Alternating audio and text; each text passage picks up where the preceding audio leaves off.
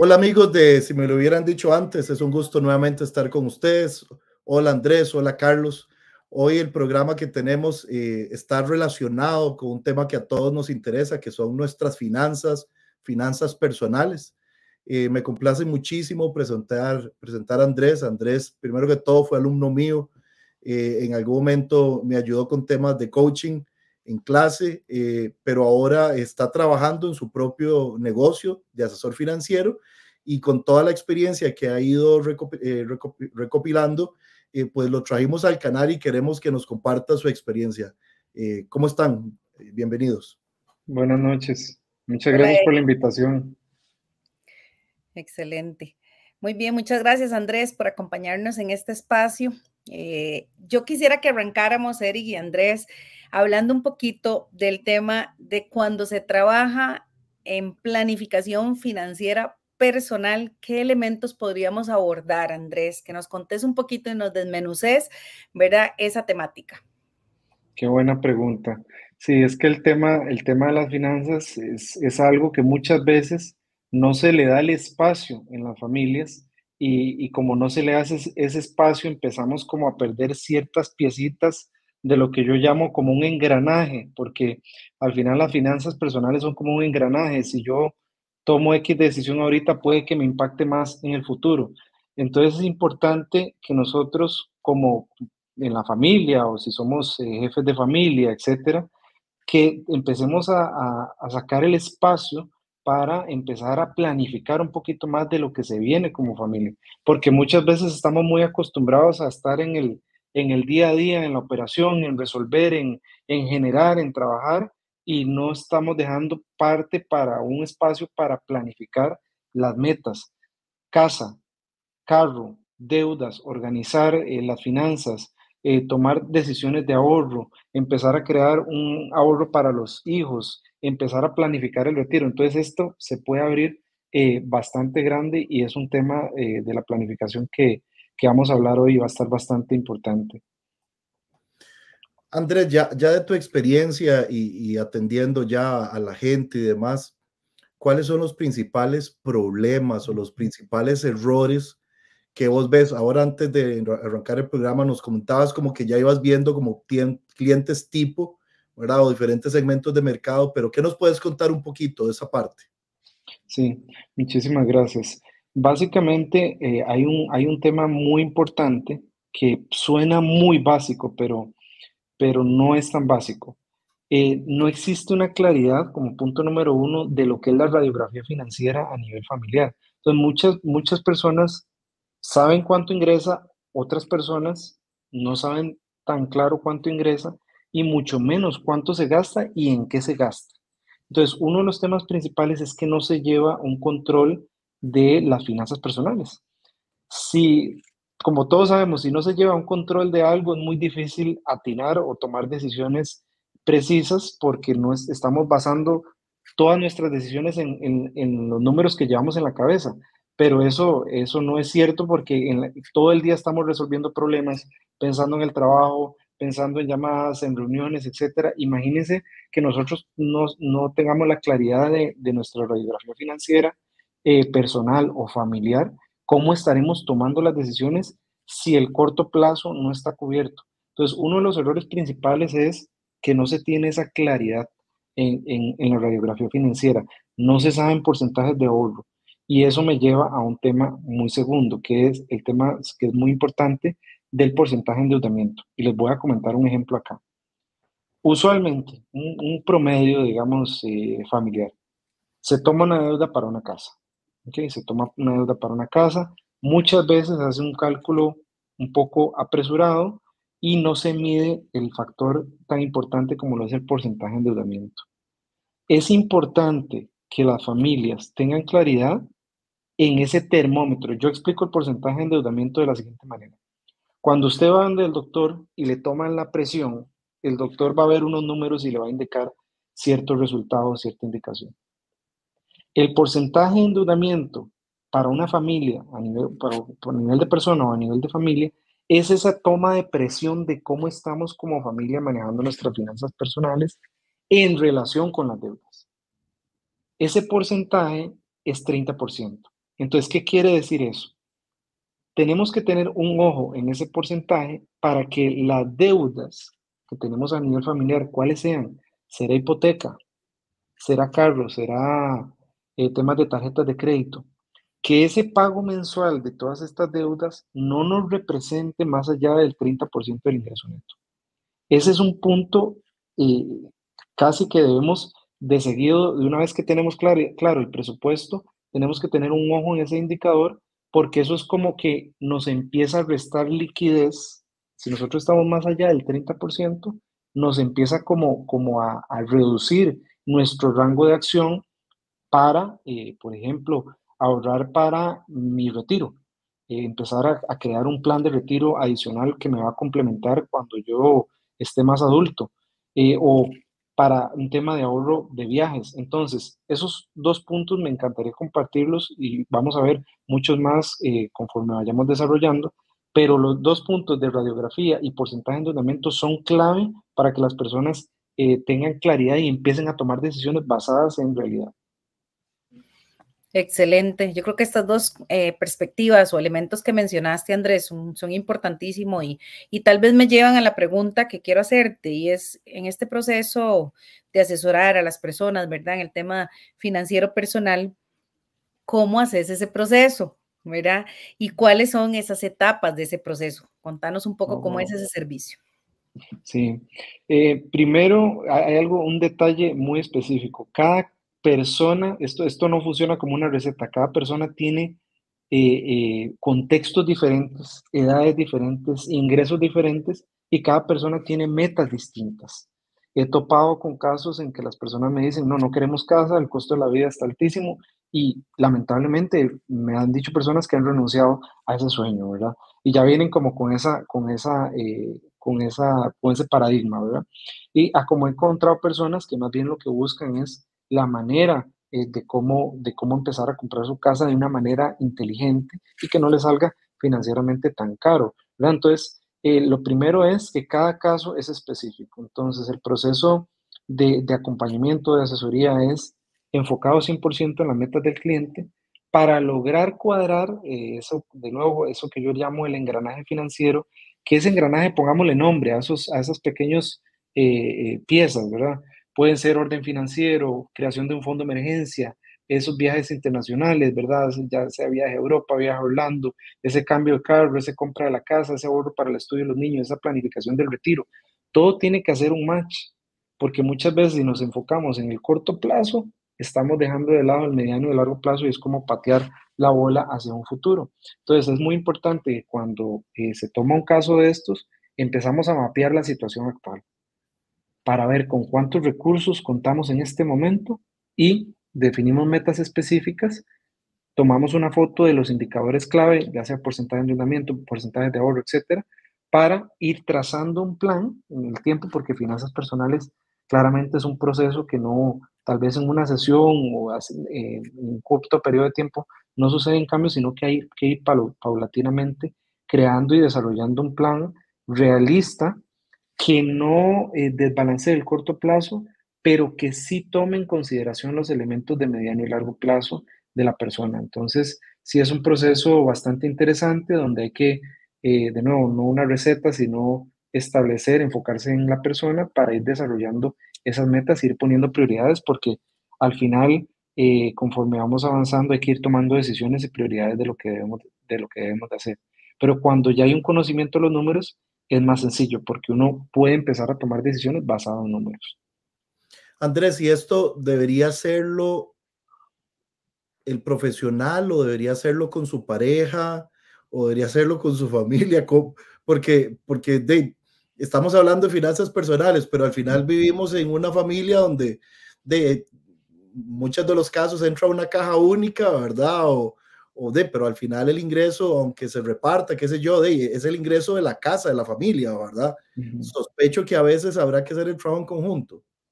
Sí, correcto. He visto ambos casos. Me han llegado matrimonios que dicen, nosotros nos amamos, pero aquí cada quien maneja sus finanzas por separado y lo que se hace es un aporte único para gastos comunes, ¿verdad?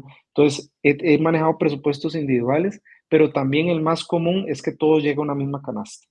¿verdad? Y de esa canasta ya se empiezan a repartir los recursos y así es como se administra. Entonces, sí hay un poquito de todo. He notado que no hay como una regla de se va a hacer individual o se va a hacer familiar, sino que ya las familias tienen cierto, como precisamente hoy en la tarde estaba viendo un caso que queríamos empezar familiar, pero tuvimos que hacerlo individual.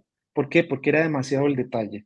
Ya habían, por ejemplo, deudas personales que se venían acarreando de un tiempo antes del matrimonio, entonces también hay que entrar en esa parte, etcétera, para ordenarlo.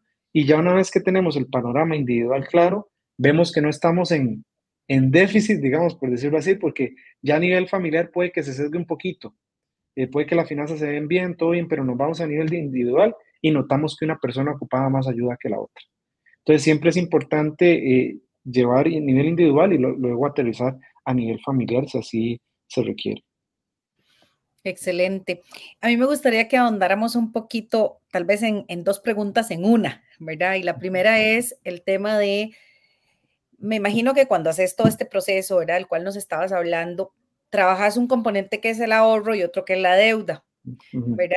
Entonces, un poquito ahondar en eso, tal vez para darle y enganchar a nuestra audiencia, ¿verdad? De cómo se trabaja eso, esos dos componentes que de repente a uno lo desvelan. Andrés dice, uy, tengo deudas y cómo ahorro, ¿verdad? Entonces, por ahí tal vez esos dos componentes. Y la segunda parte de la pregunta, ¿cuándo es un buen momento para iniciar una planificación financiera? A veces uno dice, no, sí, a mí me llega bien mi salario, todo bien con los gastos que tengo, digamos, ordinarios y las deudas, y ya pienso que todo está bien. Y después me puedo llevar una sorpresa cuando me ponga a hacer este trabajo. Entonces, ¿cuándo es un buen momento? Qué buenas preguntas. Y aquí, en el inicio les mencioné que mencionamos 2 puntos y yo quería seguir con, aquí vamos a introducir ese tema. Entonces, hay un tema clave que las personas, cualquier persona que ustedes conozcan, inclusive hasta sus hijos, sus sobrinos, los tíos, que les va a ser muy clave en este momento. Las personas deben de empezar a crear un muro de protección. Ese muro de protección es el primer ahorro que cualquier persona o cualquier familia debería tener antes que todo. Y le voy a explicar. Las personas piensan en cambiar el carro, en casa, en viajes, etcétera. Pero yo les pregunto, si ustedes tienen un fondo de emergencia o no. Si me preguntan que no, ya todos los otros ahorros cobran menos relevancia. Y es algo muy personal que yo digo. Inclusive el del retiro tiene menos importancia en ese momento. Y le voy a explicar por qué. El muro de protección o el ahorro del fondo de emergencia es lo que nos va a permitir evitar una sacudida. Es como un airbag que nosotros tenemos en el vehículo, ¿verdad? Es lo que nos va a proteger. Tanto a nivel personal como a nivel de negocio debería existir un fondo de emergencia. Ese es el primer ahorro. Y les voy a poner un ejemplo para que ilustremos o visualicemos una situación. Vamos a ver, Andrés tiene X cantidad de deudas, tiene que hacer el pago de su obligación, ya hizo su presupuesto, tiene una liquidez muy baja. Andrés no tiene fondo de emergencia, ¿ok? Sucede una emergencia, un inconveniente que cualquiera de nosotros puede suceder en alguna situación y es como que se me va a desarmar todo lo que yo venga construyendo después. Planificación del retiro, inversiones que yo esté realizando mes a mes, viajes, todo eso va a cobrar pasa a una prioridad número 2, pero yo voy a tener que resolver. Y como Andrés no tiene fondo de emergencia, va a tener que tomar su tarjeta de crédito, pasar la tarjeta de crédito y alimenta lo que yo llamo el ciclo de las deudas. Entonces, vea qué importante que estemos hablando de muro de protección para hablar de deudas, porque ese va a ser el airbag que nos cubra y que nos permita ser consistentes en todos los ahorros y que no alimentemos el ciclo de deudas. Entonces, la parte clave aquí es, número 1, si usted tiene deudas y supongamos otro ejemplo, que a usted le llega un flujo de dinero, llámese acciones de una empresa, llámese excedentes de una asociación, llámese salario escolar, aguinaldo, cualquier dinero extra que a usted le ingrese y usted me dice, Andrés, yo tengo deudas, ¿qué hago? ¿Pago las deudas o cuál sería el plan de acción ahí? Entonces, la pregunta que yo le daría muy puntual es, ¿usted tiene fondo de emergencia? Si la respuesta que usted me dice es que no tiene fondo de emergencia, yo le recomendaría tener esos 3 meses, que esa es la medida, de sus gastos fijos esenciales, ¿verdad? Eso es muy importante. Vamos a apartar eso, inclusive con que usted tenga deudas. porque lo que yo quiero es romper ese ciclo y que si sucede alguna situación, usted esté cubierto. Y ahora sí, del flujo que nos quedó, podemos distribuirlo entre las otras metas y un pago de deudas anticipado para eventualmente generar un ahorro de intereses. Pero si yo en el escenario número 2, yo hubiera tomado todo ese cash que me entró y lo destino a deudas, si sucede una emergencia, vuelvo a alimentar el ciclo. Entonces es un tema, Carla, que tenemos que tener muy clave al momento de tener ahorros, deudas, etcétera. Ahora, con respecto a la segunda parte de la pregunta, creo que también se enlaza un poquito esa parte, ¿verdad? Porque al final refuerzo muro de protección para poder continuar con todas mis otras metas y claramente el tema de cancelación de deudas, eso me lo va a decir una claridad en la radiografía financiera. Perfecto. Hemos hablado aquí en el programa varias veces sobre el tema de los hábitos como un elemento trascendental para lograr lo que uno quiere en la vida, ¿verdad? ¿Cómo cruzas esta temática puntualmente con esta parte financiera, Andrés? Sí, yo siento que las personas deben de tener 2 hábitos puntuales, un hábito mensual y un hábito semanal. El hábito mensual es para hacer una planificación del próximo mes. Si yo no empiezo a sentarme, ya sea solo o con mi familia o con mi pareja, a planificar lo que viene, prácticamente es que vamos como las olas, ¿verdad? Ahí nos vamos moviendo a lo que salga, vamos resolviendo, etc. En el momento en que yo tomo la decisión de tener un hábito mensual, y digo mensual porque al final yo siento que todo esto es como un sistema financiero. Entonces, lo que yo le ayudo a las personas es como que desarrollen un sistema de hábitos que nos ayude a sostener un sistema financiero que nos permita tomar decisiones financieras acertadas. El hábito número 1 es una reunión mensual donde yo me voy a sentar con mi pareja o ya sea solo y voy a decir qué va a pasar los próximos 30 días. Estoy hablando a nivel personal, no tanto a nivel de negocio. A nivel de negocio podemos estar hablando de un año, etcétera. Pero a nivel personal lo vamos a ver a nivel de meses. Se recomienda también temas anuales, temas trimestrales, a planificar, ¿verdad? El tema anual, el tema trimestral. Pero yo les digo algo, un comentario muy personal. De acá al próximo trimestre, yo no sé si voy a ir a Guanacaste, puede que lo planifique en 2 meses y que salga, ¿verdad? Entonces, lo que trato yo de decirle a la gente es trate de empezar primero manejando sus próximos 30 días. Siga manejando sus próximos 30 días, por los próximos 4 meses. Y ya cuando usted tiene un sentido, números, datos de cómo se mueve su economía familiar, usted puede empezar a brincar a planificar trimestral y ya después de un tiempo trimestral pasamos al anual. Pero el hábito número 1 que usted va a desarrollar es el hábito mensual para decir cuánto va a ingresar más o menos el otro mes y en qué lo voy a gastar y cuánto voy a ahorrar. Eso que va a hacer es la planificación, el presupuesto. Eso, el presupuesto es lo que yo quería que sucediera, pero muchas veces, ¿qué es lo que sucede? Que no pasó lo que yo planifiqué, no entró lo que yo dije, no ahorré lo que yo dije y no gasté en lo que dije. De hecho, me pasé. Entonces, eso lo vamos a contrastar con un segundo hábito, que es el hábito de controlar lo que ingresó, controlar lo que ahorré y controlar lo que se gastó. Entonces, yo siempre lo manejo como esos 2 hábitos. El hábito mensual este fui yo hace 30 días y semanalmente voy a ir controlando lo que yo dije, hago un corte semanal para ir comparando con el presupuesto y ver cuánto me estoy desviando. Perfecto. Carla, no sé si querés preguntar algo más que está fuera de la... Me encanta el tema. Yo creo, Eric, que nos sigue dejando para más programas. Es que, ¿qué tema es este, verdad? Y si uno tuviera mucho tiempo, posiblemente entraríamos a cada uno de los componentes. Pero bueno, ese es el negocio de Andrés también, así que ojalá la gente pues pueda también interesarse en este tema, ¿verdad? Y pues buscar más información. Al fin y al cabo, esto es bienestar para las personas, para las familias, para la sociedad y para las empresas también, si estábamos hablando en un corte empresarial. Así que muy bien, muy agradecida yo, Andrés, por el espacio. Eric. Gracias a ustedes. Andrés, de verdad, muchas gracias. Hace días veníamos tratando de hacer este programa.